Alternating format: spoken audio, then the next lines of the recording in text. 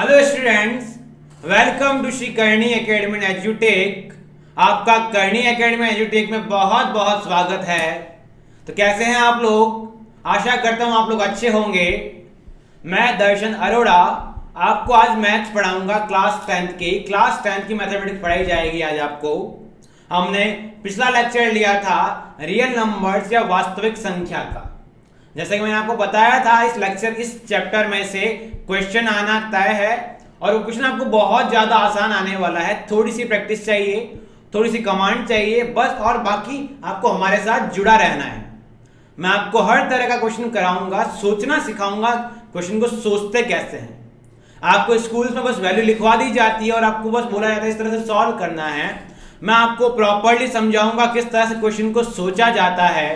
तो आज हम पिछले वाले लेक्चर को कंटिन्यू करने वाले हैं।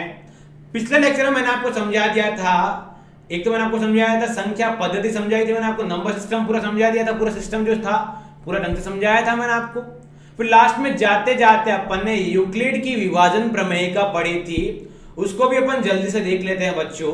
वो क्या थी मेरे पास में, a बराबर बी क्यू प्लस आर। ऐसे मैंने पढ़ाया था आपको, a बराबर बी क्यू प्लस आर।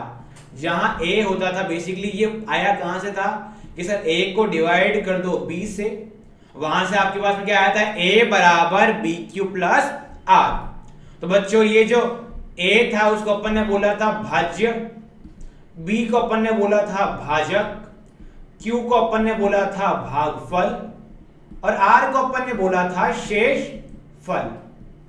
ठीक है बच्चों, मैंने आपको ये भी समझाया था r की जो वैल्यू है वो 0 या 0 से बड़ी होगी, मतलब या तो जो शेषफल होगा, यदि भाग पूरा पूरा चला गया तब तो शेषफल 0, यदि भाग पूरा नहीं गया तो शेषफल 0, 1, 2 जितने भी होगी वो हो सकती है, परंतु वो वैल्यू आपके भाजक से हमेशा छोटी होगी। जैसे देख लो बच्चों, यदि मैं 42 को 8 से भाग लगाऊं तो मेरे पास में जो भी आर आएगा, जो भी मेरे पास में क्या आएगा, शेषफल आएगा, वो कितना आएगा मेरे पास में 2 आएगा। आप लगा के देख लो, 8 को 42 से लगाया, 5 बार गया, 40 आया और मेरे पास में शेषफल 2 आया। यदि मैं उसी चीज को 47 को डिवाइड करूं 8 से, तो 8 को भाग लगाया 47 में, मेरे पास में क्या आएगा, 8 पंजा 40, मेरे पास बच गया यहाँ पास 7 बच गया। तो ये मेरे पास जो भी शेषफल है वो मेरे किससे छोटा आ रहा है, भाजक से छोटा आ रहा है। तो ये कंडीशन भी मैंने आपको समझा दी थी। मैंने बोला था इस पे बेस क्वेश्चन हर साल आता ही है, तय है। तो बच्चों आज हम वही क्वेश्चंस को कंटिन्यू करने वाले हैं। सबसे पहले हम उदाहरण भी लेंगे और हम एक्सरसाइज भी लेने वाले हैं। बच्चों पहला क्वेश्चन है, अपन ने लास्ट क्लास में पढ़ लिया था कि सिद्ध कीजिए कि कोई भी धनात्मक पूर्णांक जो होता है वो 3m प्लस 1 3m प्लस 2 के फॉर्म में हो सकता है। आज पूछ रहा है प्रूव करो कि कोई भी धनात्मक पूर्णांक संख्या को 2q और 2q प्लस 1 के रूप में लिखा जा सकता है। वापस बच्चों बात रिपीट करूंगा, यदि संख्या की बात करें तो ज्यादा कुछ चेंज नहीं करना है, कुछ भी चेंज नहीं करना। यदि वर्ग की बात करें तो जो चेंज करना है वो मैं आपको बताऊंगा, याद रहेगी बच्चों। जब संख्या की बात करें तो चेंज नहीं करना, तो आपको दिख रहा होगा 2q और 2q प्लस 1 दिख रहा होगा, तो आप बोलेंगे माना ये जो भी है उसको बोलेंगे a बराबर 2q प्लस r। क्या लिखेंगे बच्चों, a बराबर 2q प्लस r। ठीक है बच्चों, अब आप जानते क्या है, ये जो r है वो हमेशा 0 या 0 से बड़ा और इस 2 से क्या रहेगा, छोटा रहेगा। हमने अभी अभी पढ़ा है बच्चों। यहां अगर पूर्ण ओनली फॉर लिखा हुआ था धनात्मक पूर्णांक संख्या और यहां लिखा आता 4q प्लस 1 4q प्लस 2 और 4q प्लस 3 लिखा आता, तो हम यहां क्या लिखते, a बराबर 4q प्लस r। समझे बच्चों, यदि संख्या आएगा तो इन वैल्यूज में, इन नंबर्स में कोई चेंज नहीं करना। समझे बच्चों, तो r की वैल्यू क्या क्या हो सकती है पहले ये गौर करेंगे। सबको अलग अलग लिखने को मैंने कहा था। r की वैल्यू 0 हो सकती है बच्चों, r की वैल्यू हमेशा क्या रहेगी, 2 से कम रहेगी, तो r की वैल्यू क्या हो सकती है, 1 भी हो सकती है। तो वैसे वैसे करके हम लगा देंगे ए बराबर कितना है बच्चों 2q प्लस आर, और यहाँ पे आर 0 आने पे ए की वैल्यू कितनी हो गई 2। क्या मैंने आपको समझाया था, ये जो q होता है वो एक तरह का भागफल आता है, और भागफल आपके पास हमेशा क्या रहेगा, धनात्मक रहेगा। तो a बराबर 2q भी एक तरह से मेरे पास में क्या हुआ, धनात्मक आया। समझे बच्चों, a बराबर मेरे पास में क्या आया 2q प्लस आर, अगेन यहां पे भी आया, परंतु r की वैल्यू कितनी लेनी है, मुझे 1 लेनी है। तो r की वैल्यू 1 लेने से क्या आएगा 2q प्लस 1। इतना मेरे ख्याल से सबको क्लियर होना चाहिए। ये बेहद आसान बात, इस चैप्टर का सबसे ज्यादा बेसिक कंसेप्ट समझ गए बच्चे। अब छोटी सी बात आती है, इनमें से पूछता कौन सा सम है और कौन सा विषम है। तो बच्चों क्या कहते, सम ये मेरे पास में हुआ, सम देखो क्या होते हैं 2 4 6 8 10 होते हैं। तो सम में मैंने देखा सारे 2 के क्या होते हैं, सारे 2 के गुणज होते हैं। तो बच्चों ये जो 2q है, 2q का मतलब क्या हुआ, 2 से सारे q मल्टीप्लाई हुए हैं। तो 2 से मल्टीप्लाई करने पे मेरे पास में ये क्या आएगा, अपने पास में किसी भी नंबर को 2 से गुणा करने पे वो संख्या बन जाती है मेरे पास में सम संख्या। तो जो 2q है वो तुम्हारे पास में सम धनात्मक संख्या है, और जो 2q प्लस 1 है, मतलब समझो बच्चों जो 3 है, जो 5 है, जो 7 है, ये सारे तुम्हारे पास में संख्या होती है विषम संख्या। क्या बच्चों मैं 3 को क्या लिख सकता हूं 2 इंटू 1 प्लस 1, 5 को क्या लिख सकते हैं 2 इंटू 2 प्लस 1। क्या ये हमेशा 2q प्लस 1 के रूप का आ रहा है क्या। 7 को क्या लिख सकते हैं 2 गुणे 3 प्लस 1। बच्चों का डाउट होगा सर इसी फॉर्म में क्यों लिख रहे हैं, किसी और फॉर्म में क्यों नहीं लिख सकते। तो दूसरे फॉर्म में भी लिख सकते हैं, परंतु हम फिलहाल 2q और 2q प्लस 1 की बात कर रहे हैं। तो बच्चों समझो इसके अंदर भी मेरे पास ये क्या बन गया मेरे पास में 2q प्लस 1। तो 2q वाले हमेशा क्या बनेंगे, सम संख्या है, 2q प्लस 1 हमेशा बनेगी मेरे पास में विषम संख्या। क्लियर बच्चों। सेकंड क्वेश्चन की तरफ जाते हैं। सेकंड क्वेश्चन देखते हैं क्या बोल रखा है कि सिद्ध कीजिए कि किसी धनात्मक पूर्णांक, मैंने पिछली क्लास में भी समझाया था, अपन जो भी पढ़ रहे हैं इसके अंदर वो सब धनात्मक पूर्णांक के बारे में पढ़ रहे हैं। पूछ रहा है कि सिद्ध कीजिए कि किसी धनात्मक पूर्णांक संख्या का वर्ग। बच्चों मैंने कहा था यदि सिर्फ पूर्णांक संख्या आए तो चेंज नहीं करेंगे, परंतु जब भी वर्ग या घन इस तरह की बातें आएगी तो चेंज करना पड़ेगा। अब सुनो बच्चों, जब भी वर्ग आया है तो ये लिखा हुआ है आपके पास में 3m लिखा है या फिर 3m प्लस 1 लिखा है। तो इसमें सबसे पहले ये जो m के साथ लिखा हुआ है, कौन m के साथ जो लिखा हुआ है उसके अभाज्य गुणनखंड करेंगे। क्या करेंगे बच्चों, अभाज्य गुणनखंड करेंगे। अभाज्य गुणनखंड 3 का अभाज्य गुणनखंड क्या हुआ 3। यदि अभाज्य गुणनखंड नहीं हो पा रहा है तो चेंज नहीं होगा, यदि अभाज्य गुणनखंड हो पा रहा है तो हम चेंज करेंगे। बच्चों का डाउट रहेगा सर इसमें अभाज्य गुणनखंड चेंज हुआ ही नहीं, तो चेंज नहीं हुआ तो हम क्वेश्चंस में कैसे समझेंगे। तो बच्चों धीरे धीरे आगे वाले क्वेश्चंस में समझाने वाला। तो माना गया कि कोई भी धनात्मक पूर्णांक संख्या का वर्ग जो है वो 3m और 3m प्लस 1 के रूप का है। तो शुरुआत करते हैं बच्चों।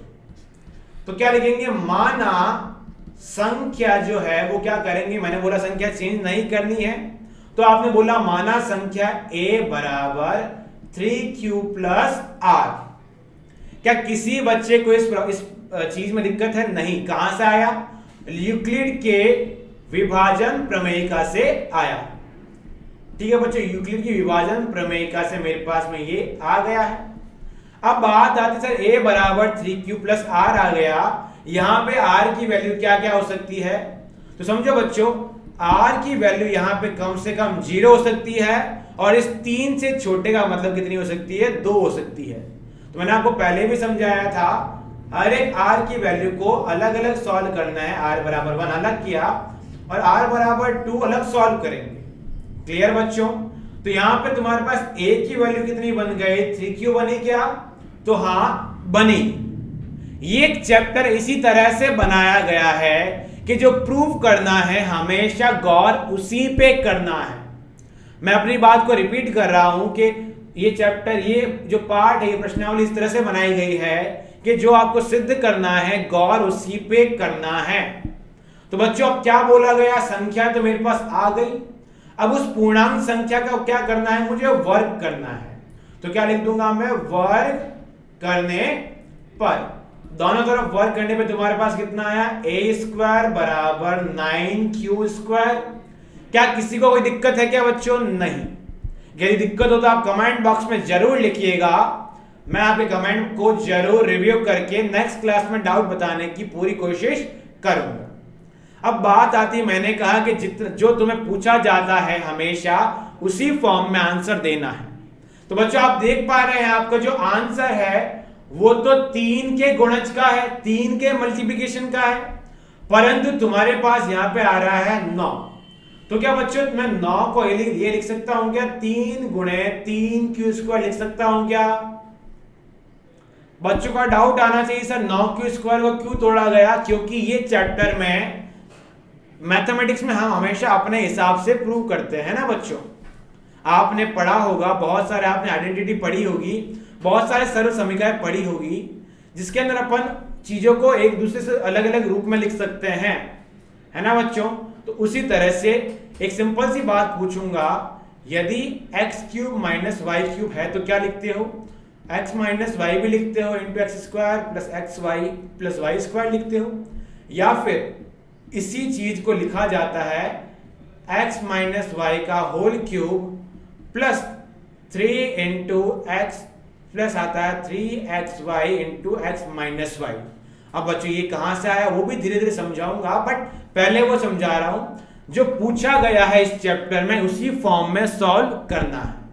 बच्चों पूछने के लिए अपना आंसर तो आ गया 9q², परंतु पूछा तो गया है 3 के गुणज के रूप में। तो क्या करेंगे, 9 को तोड़ देंगे 3 गुणे 3 के रूप में, और ये 3 गुणे जो 3q² आया है, अब क्या लिख देंगे यहाँ पे 3q² को अपन ने m मान लिया। क्या मान लिया, m बराबर 3q²। क्या m को 3q² माइनस से 3m आ रहा है या नहीं आ रहा है? तो बच्चों आ रहा है। समझ गया मेरी बात। अब आते हैं अपन नेक्स्ट वाले पे। r बराबर 1 का मतलब क्या हुआ, a बराबर 3q + 1। अब क्या बोला, इसका वर्ग करो, तो a का वर्ग किया, कितना आया बच्चों, 3q + 1 का होल स्क्वायर। बच्चों a + b का होल स्क्वायर कितना होता है, a² + 2ab + b²। क्लियर है बच्चों। यहां कितना बन गया, 9q² + 6q + 1।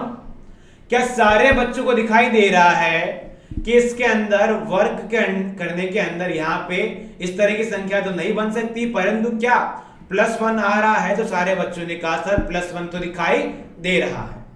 तो यहां मेरे पास आ गया +1 भी आ गया। जब +1 आ गया तो थोड़ा सा सोचने की कोशिश करेंगे।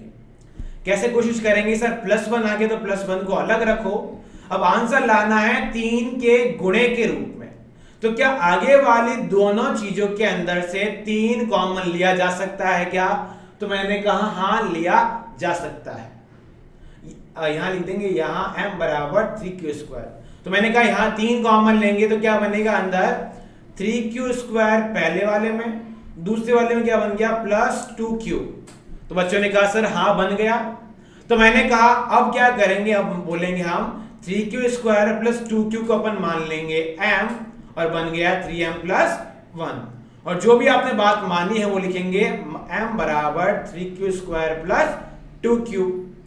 मेरे ख्याल से बच्चों को बात समझ में आ रही होगी। मैं वापस रिपीट कर रहा हूं, जो पूछा जाता है इस चैप्टर में उसी रूप में बनाने की कोशिश करनी है। समझे बच्चों। अब लास्ट एंड फाइनल बात आती है मेरे पास में कि सर जब r बराबर 2 हो तब क्या करें। तो जब मेरे पास r बराबर 2 होगा तो मैं क्या करूंगा बच्चों, a बराबर आएगा 3q + 2। अब अगेन क्या बोला गया, और क्या बोला गया, वर्ग करें। तो a² बराबर 3q + 2 का स्क्वायर करूंगा, पहले संख्या का square 9q² + 2 a b plus b का स्क्वायर। कितना बन गया बच्चों? 9q स्क्वायर प्लस आगे कितना बनता हुआ दिख रहा है? 12q plus 4। अब धीरे धीरे दिक्कतें बढ़नी शुरू हुई। बच्चे ने कहा सर आपने बोला था 3m या 3m प्लस 1 की होगी, ये संख्या तो दोनों ही नहीं दिख रही। तो मैंने कहा एक सेकंड रुको और कोई देखो, क्या आपको कोई ऐसा अचर पद है, क्या आपके पास कोई ऐसा अचर पद है जो कि इस 3 से बड़ा हो? किससे बड़ा हो भैया? क्योंकि अपने को तो कॉमन लेना होगा 3। तो बच्चों क्या ऐसा कोई नंबर है जो 3 से बड़ा हो? अचर पद होना चाहिए, तो अचर पद 4 है जो 3 से बड़ा है। तो जब भी आपको अचर पद इस वैल्यू से जो कॉमन लेना है उससे बड़ा दिख जाए, तो उस अचर पद को उस कॉमन लेने के रूप में तोड़ देंगे। तो 4 को क्या लिख दिया जाएगा बच्चों? 3 कॉमन लेना है तो 4 को लिख देंगे 3 प्लस 1। बच्चों को दिक्कत है क्या? 4 को लिख देंगे 3 प्लस 1। अब बच्चों बात आती है इसके बाद में क्या सर? इसको मैं वापस लिख रहा हूं बच्चों नेक्स्ट स्लाइड के अंदर। 9q square plus 9q square plus 12q plus 4 था। मैंने कहा कोई अचर पद है क्या? अपने को कॉमन तो 3 लेना है। अचर पद जब 4 है तो उस 4 को 3 के रूप में तोड़ना है, तो बन गया 3 प्लस 1। क्या सारे बच्चों ने देखा कि सर ये जो 1 है वो तो चाहिए था, तो उसको पहले ही अलग लिख लो, और बाकी जो पूरी बात है उसमें से 3, इसमें से 3 कॉमन ले लो। तो 3 कॉमन लिया, अंदर बच गया 3q square plus 4q plus 1, इधर भी आ गया 1। कुछ बच्चों ने कहा सर इस पूरी वैल्यू को क्यों ना m ले लिया जाए? तो मैंने कहा यहां m ले लिए पे मैंने लिखूंगा m बराबर 3q square plus 4q plus 1। तो आंसर कितना आ गया? 3m plus 1। बच्चों सारे आंसर क्या 3m और 3m प्लस 1 के रूप के आ रहे हैं क्या? तो बच्चों ने कहा सर हाँ आंसर आ रहे हैं। वापस रिपीट करता हूं, क्वेश्चन है कि धनात्मक पूर्णांक संख्या का वर्ग चाहिए। तो मैंने बोला था जब भी वर्ग वगैरह आता है तो जो आंसर पूछ रहा है उसका अभाज्य गुणनखंड करें। 3 का अभाज्य गुणनखंड 3 ही रहा, कुछ टुकड़े नहीं हुए, तो 3 का 3 आया। अब मैंने बोला उसको लिख दो 3q प्लस r के रूप में, जहां r की वैल्यू 0, 1 और 2 हो सकती है। सबको अलग अलग सॉल्व किया जाएगा और सॉल्व करने पे आपको पूछा गया है वर्ग करने पे मैंने a स्क्वायर बराबर 9q स्क्वायर आया था। अब मैंने कहा था इस चैप्टर में जो प्रूफ करना है हमेशा उसी रूप में बनाने की कोशिश करनी है। तो यहां प्रूफ तो 3 के गुणज के रूप में करना, जबकि आंसर तो मेरा 9 के गुणज के रूप में आया था, तो मैंने 3 कॉमन ले लिया और अंदर बन गया 3q स्क्वायर।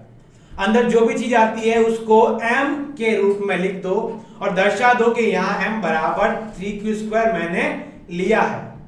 ठीक है बच्चों, उसी तरह मैंने दूसरा भी किया था, उसी तरह से अपन ने तीसरा भी किया। तीसरे में अड़चन क्या आई थी मेरे पास में? ये 4 आ गया था। अब 4 से अगर तुम 3 कॉमन लेते तो क्या बन जाता बच्चों? यहां ढंग से देखना, अगर तुम यहां से 3 कॉमन ले लेते तो तुम्हारे पास बन जाता 3 कॉमन लेने पे 3q square plus 4q plus 4/3 बन जाता, और जैसे ही ऐसा बन जाता तो तुम यहां से 1 नहीं निकाल सकते थे। क्लियर है मेरी बात? इसीलिए मैंने कहा यदि कोई अचर कॉमन लेने वाले से ज्यादा आ जाए तो उसको उसी रूप में लिख दो, 3 प्लस 1 के रूप में लिख दिया। 3 से पहले वाली टर्म एक तरफ और बाकी वाली टर्म एक तरफ। अब बच्चों बात आती है अगली चीज की। अगली चीज क्या है कि दर्शाइए कि किसी विषम पूर्ण संख्या का वर्ग। बच्चों फिर से बात क्या आई? विषम पूर्ण संख्या। मैंने बोला बच्चों विषम पूर्ण संख्या के साथ साथ क्या कहा गया? वर्ग कहा गया। दोनों बातों पे गौर करेंगे बच्चों। मैंने कहा जब भी वर्ग की बात आएगी तो जो भी मेरे पास में q के साथ वाला है हमेशा उसके क्या करेंगे? अभाज्य गुणनखंड करेंगे। अभाज्य गुणनखंड 8 के अभाज्य गुणनखंड होते हैं 2 गुणे 2 गुणे 2। तो बच्चों या तो आप इसमें से ले सकते हैं 2 को, या इसमें से आप ले सकते हैं 4 को, या इसमें से आप पूरा ले सकते हैं 8 को। यदि आप यहां पे a बराबर 8q प्लस r लेंगे तो आपको r की वैल्यू 0 से लगा के सारी लेनी पड़ेगी 7 तक। यदि आप r बराबर क्या लेते हैं, 4 लेते हैं, तो आपको वैल्यू 0 1 2 3 चारों लेनी पड़ेगी। यदि आप r बराबर 2 लेते हैं तो आपको वैल्यू 0 1 और 2 लेनी पड़ेगी। तो बच्चे के मन में जनरली यही बात आएगी कि सर छोटी वैल्यू ले ताकि सॉल्व कम करना पड़े। तो बच्चों अगर आप छोटी वैल्यू लेते भी हैं तो पहले उसका वर्ग करके देख लो कि क्या वर्ग उसका 8 के आसपास आ रहा है कि नहीं आ रहा। तो मैंने बोला अगर मैं a बराबर 2q प्लस r लेता हूं और इसका वर्ग करता हूं तो आंसर तो 4q square plus 4qr plus r square आ रहा है। तो इसका आंसर तो मेरे पास में 8 के आसपास आ ही नहीं रहा। तो मन में से ये बात कट गई। क्यों कट गई समझे क्या, इसका आंसर 8 का गुणज बनाना है तो इसका आंसर 8 का गुणज तो बन ही नहीं पा रहा। क्लियर है बच्चों। तो मैंने कहा क्यों ना r बराबर 4 लिया जाए। तो मैंने r बराबर 4 लिया तो क्या बन गया, a बराबर 4q प्लस r बराबर 4 क्या है, बेसिकली ये a बराबर में bq प्लस r की बात कर रहे हैं। तो b बराबर जब 4 लिया जाए तब ये बात है, b बराबर जब मैंने 2 लिया तब ये बात थी। ठीक है मेरी बात आप समझ रहे धीरे धीरे करके। अब बात आती है कि सर a बराबर 4q प्लस r से क्या। तो मैंने कहा इसका भी वर्ग करके देखो। वर्ग करने पे क्या आ रहा है, a स्क्वायर बराबर पहले का square plus 8q plus r square. तो बच्चों ने कहा सर हाँ ये बात जमती हुई दिख रही है, इसमें से 8 कॉमन लिए जा सकते हैं। ठीक है। अब बात भी पूछी गई है विषम पूर्ण संख्या। बच्चों ये क्वेश्चन बहुत लंबा है, धीरे धीरे बात को तोड़ते हैं। मैं सबसे पहले बोलता हूं इसके अंदर विषम पूर्ण संख्या, दूसरी बात मैं बोलता हूं वर्ग भी चाहिए, और किस तरह का चाहिए, 8q प्लस 1 के रूप का। तो मन में बात चमकी कि सर a बराबर bq प्लस r है, जहां पे ये जो b है, ये जो b दिख रहा है वो 8 का दिख रहा है गुणज, और साथ साथ में वर्ग की बात की। तो सर आपने अभी बताया था जब वर्ग की बात करते हैं तो इस 8 के टुकड़े किए जाते हैं। टुकड़े करने पे b की पॉसिबिलिटी क्या बनी, या तो 2 रखे या 4 रखे या 8 रखे जाए। जब 8 रखोगे तो r की वैल्यू 0 से 7 तक सारी, जब 4 रखोगे तो r की वैल्यू 0 से 3 तक, और जब 2 रखोगे तो r की वैल्यू 0 से 1। बच्चों का मोटिव होता है कि सर छोटी वैल्यू ली जाए, हम भी यही बोलते हैं कि आप छोटी वैल्यू ले, परंतु जब छोटी वैल्यू ली तो 2 का स्क्वायर करने पे वैल्यू तो 4 ही बनी, तो 8 का गुणज आना तो इम्पॉसिबल है। समझे बच्चों मेरी बात, 8 की वैल्यू आना तो पॉसिबल ही नहीं है। तो क्या लिया सर, 4 लेके देखते हैं। जैसे ही 4 लेंगे तो 4 का स्क्वायर तो 16 हुआ, 16 में हम 8 कॉमन ले सकते हैं, तो ये सही लगा। तो मैंने बोला a बराबर बनना चाहिए 4q प्लस r। अब बच्चों उसके बाद में बात क्या बोली गई वो सुने। क्या जो 4q है, क्या 4 का गुणज का मतलब ये खुद एक तरह की सम संख्या हुई या नहीं हुई। सबसे पहले तो ये बात पकड़े, क्या 4q का मतलब सम संख्या है क्या। तो बच्चों ने कहा सर हाँ 4q का मतलब सम संख्या है। दूसरी बात बोली गई कि सर आपको तो विषम निकालनी है। आपको क्या निकालना है बच्चों, आपको तो विषम संख्या निकालनी है। तो विषम संख्याओं के लिए बच्चों अपन पहले r की वैल्यू 0, r की वैल्यू 1, r की वैल्यू 2 और r की वैल्यू 3 पे बात करेंगे अलग अलग। जब मैं सब पे बात कर रहा हूं तो बच्चों ने देखा सर a बराबर r बराबर 0 पे a बराबर 4q, ये तो मेरे पास में सम संख्या बनी, परंतु सम संख्या यहां नहीं पूछा गया है, तो यहां इसका वर्ग नहीं करेंगे क्योंकि आपको तो विषम पूर्ण संख्या का बोला गया। अब a बराबर आया यहां से 4q प्लस 1। तो बच्चों ने कहा सर यहां पे अगर मैं क्या कर लूं, 2 कॉमन ले लूं और 2q बन जाए प्लस 1 बन जाए, तो ये मेरे पास में एक सम संख्या विषम संख्या आ रही है, मतलब इस वाले को सॉल्व किया जा सकता है, ये विषम पूर्ण संख्या है, इसका वर्ग करेंगे। तो मैंने कहा हाँ सही है। अगली वाली बात है मेरे पास में a बराबर 4q प्लस 2। बच्चों ने कहा सर यहां से 2 कॉमन लूंगा तो ये 2q प्लस 1 बन जाएगा, इसको m लेने पे 2m बन जाएगा और ये मेरे पास में सम संख्या बन जाएगी। जैसे ही ये सम संख्या बनी वैसे ही मेरा क्वेश्चन तो पूछ रहा है कि सिर्फ विषम के बारे में बताओ। तो सर वैसे ही ये सम संख्या बनी तो ये अपने इस क्वेश्चन के लिए कोई काम की नहीं रही, तो आपने कहा ये भी सर सॉल्व नहीं करते हैं। और लास्ट वाला क्या बना, a बराबर 4q प्लस 3, ये सबको दिख रहा होगा एक तरह की विषम संख्या है। तो बच्चों जो जो विषम संख्या है हम हमेशा उन्हीं का वर्ग करेंगे क्वेश्चन के हिसाब से। यदि क्वेश्चन बोलता कि सम संख्या का करो तो हम इनका वर्ग करते, क्वेश्चन ने बोला विषम संख्या का करो तो हम इनका वर्ग कर रहे हैं, क्वेश्चन बोलता कि सभी संख्याओं का करो तो सभी का वर्ग करते। मेरे ख्याल से क्लियर होना चाहिए। अब मैं विषम की बात करता हूं तो ये लिया, इसका वर्ग करने में क्या आएगा, a स्क्वायर बराबर 4q प्लस 1 का whole square. Whole square solve करने में कितना आया, पहले का स्क्वायर मतलब 16q स्क्वायर प्लस 2 गुणे a इंटू b, तो a कितना है 4q, b कितना है 1 प्लस लास्ट में 1। क्लियर है बच्चों, कितना आ रहा 16q square plus 8q plus 1। बच्चों ने कहा सर 8q प्लस 1 के रूप का चाहिए, तो 1 तो दिख रहा है तो मैंने कहा 1 अलग कर लो पहले। अब किसका गुणज चाहिए, 8 का। तो सर आपने बताया था 8 का गुणज का मतलब हुआ 8 कॉमन लेने हैं, तो यहां से आपने 8 कॉमन लिया इन दोनों में से। 8 कॉमन लेने पे अंदर क्या बन गया 2q स्क्वायर प्लस q, इधर आ गया 1। बच्चों ने कहा सर आपने अभी अभी समझाया था इसको मान लो m, तो 8m प्लस 1 जैसा पूछ रहा है उसी रूप का है, तो हाँ उसी रूप का है। अब r बराबर 3 लिया, मेरे पास में क्या बन गया a बराबर 4q प्लस 3, इसका स्क्वायर करूंगा बच्चों, तो 4q प्लस 3 का स्क्वायर करने पे देखो बच्चों क्या आ रहा है 16q square plus 2 into 4q into 3 plus 3 का स्क्वायर 9। क्या बन गया मेरे पास में 16q स्क्वायर प्लस कितना आया मेरे पास में 24q प्लस 9। क्या बच्चों जो कॉमन लेना है जिसका गुणज है वो तो 8 है बेचारा, कॉमन किसको लेना है बच्चों 8 को।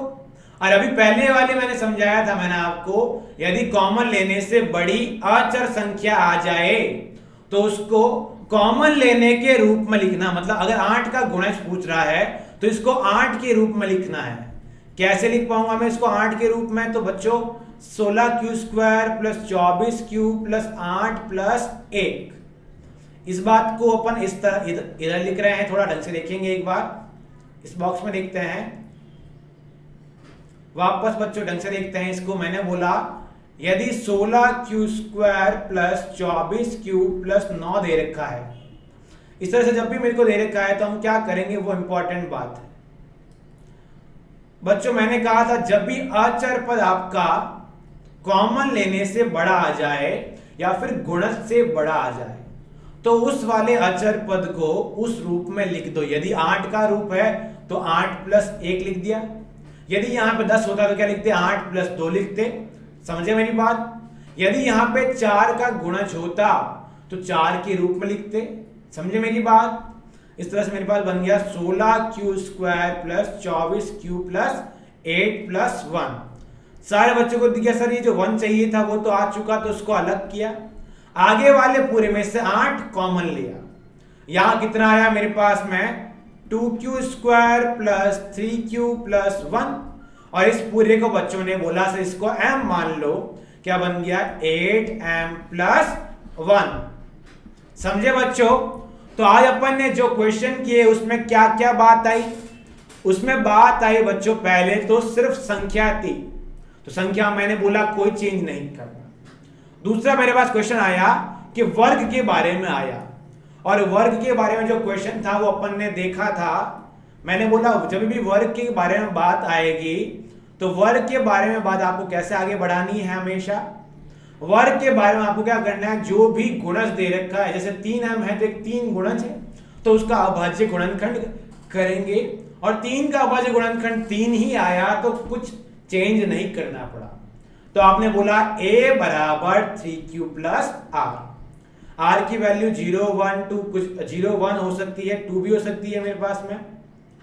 ठीक है बच्चों, आर की वैल्यू 0 1 2 कुछ भी हो सकती है, तो अपन ने 0 1 2 सब लिखा। अब यहां पे इन्होंने ये बोला कि उसका वर्ग बताओ, तो मैंने कहा सर संख्या तो लिख दी अलग अलग, उनका वर्ग भी बता दिया जाए, तो अपन ने वर्ग भी बताया। वर्ग करने से मैंने बोला ये जैसे वैल्यू यहां बनी थी 9q², तो मैंने कहा आपको जो पूछा है क्वेश्चन ने उस पे गौर करो। क्वेश्चन बोल रहा है 3 का गुणज, पर अपने आ रहा है 9 का गुणज, तो अपन क्या करेंगे उसको 3 में कन्वर्ट करेंगे। तो मैंने 3 लिया कॉमन और अंदर बन गया 3q²। और क्वेश्चन प्रूव भी करना है तो अपन क्या करेंगे 3q² को एक वैल्यू m मान लेंगे, तो आंसर आएगा 3m। उसी तरह मैंने आपको आगे वाले में भी समझाया था, और अंतिम वाले में अपने पास एक कांस्टेंट 4 आया था, पर कांस्टेंट 4 तो क्वेश्चन में है ही नहीं, और क्वेश्चन में गुणज किसका है 3 का, तो क्या मैं 4 को 3 के रूप में लिख सकता हूं? तो बच्चों ने कहा सर हाँ, उसको 3 + 1 लिखा जा सकता है। तो मैंने कहा हाँ, तो 3 एक तरफ और 1 एक तरफ, एक तो चाहिए है आपको आंसर में, तो एक तरफ आ ही गया, और आगे वाले पूरे में से 3 कॉमन आ गया था। समझे आप मेरी बात को? उस तरह से अपन ने क्वेश्चन को सॉल्व किया था। फिर अपने पास में आगे आया था कि विषम पूर्ण संख्या और साथ साथ में वर्ग। बच्चों जब वर्ग आया तो मैंने कहा 8 के अभाज्य गुणनखंड 2 के रूप में, 4 के रूप में और 8 के रूप में कुछ भी हो सकता है।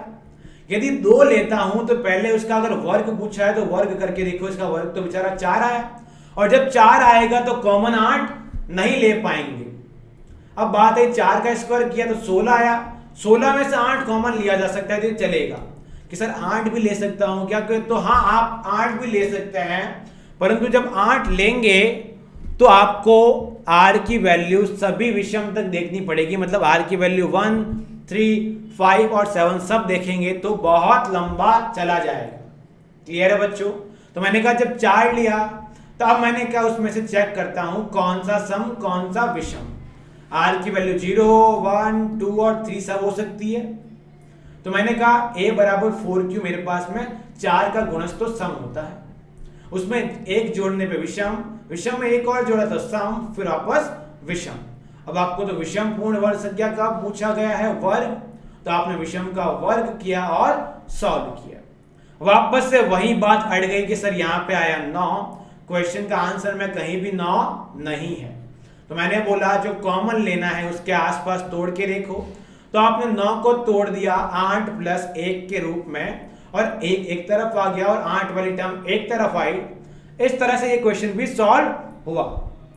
नेक्स्ट लेक्चर में हम लोग इसी के बाद कंटिन्यू करने वाले हैं, और ये क्वेश्चन आपके एग्जाम में आने तय है। क्लियर है बच्चों? इस जगह अपन आज हम लेक्चर खत्म करते हैं। Thank you so much for joining us. आपका बहुत बहुत धन्यवाद हमारी टीम के साथ जुड़ने के लिए। जय हिंद, जय भारत, स्वस्थ रहें, सुरक्षित रहें।